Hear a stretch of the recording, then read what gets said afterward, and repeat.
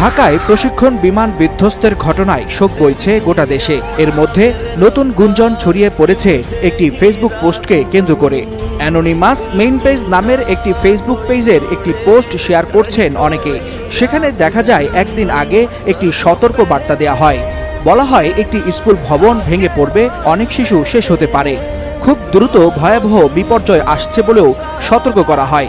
বলা হয় ভবনের রক্ষণাবেক্ষণ দুর্বলতার ফলেই এটি ঘটবে। তবে কোথায় হবে, কবে হতে পারে এই দুর্ঘটনা তার কিছুই উল্লেখ করা হয়নি সেই পোস্টে।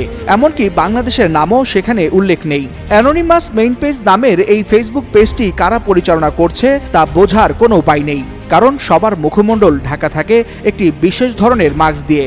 আর পেজটি কোথা থেকে পরিচালনা করা হচ্ছে তাও জানা যায় না। যদিও প্রোফাইল লোকেশনে লেখা আছে হাওয়াই, তারপরও অনেকে বিষয়টিকে মাইলস্টোন স্কুল অ্যান্ড কলেজের উপর বিধ্বস্ত হওয়া বিমান দুর্ঘটনার সাথেই মেলাচ্ছেন। তবে সাইবার বিশেষজ্ঞরা বলছেন এই ধরনের পেজের কোনো সত্যতা নেই। ফেক পেজ খুলে ভয় ধরানোর জন্য বিশেষ চক্র এসব পোস্ট দিয়ে থাকতে পারে। আবার অনেকে মনে করছেন আগের কোনো একটা পোস্ট হয়তো ক্যাপশন এডিট করে দিয়েছেন, সেটাই মানুষ শেয়ার দিচ্ছে বা সামাজিক যোগাযোগ মাধ্যমে প্রচার করছে। এই ধরনের পোস্টকে আমলে না নেওয়ার পরামর্শ দেওয়া হচ্ছে।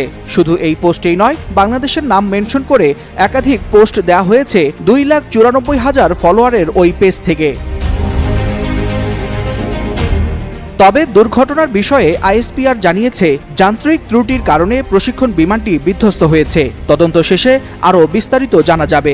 এমনকি পাইলট বিমানটিকে ফাঁকা জায়গায় নিয়ে যাওয়ার চেষ্টা করেছিল বলেও উল্লেখ করে আইএসপিআর।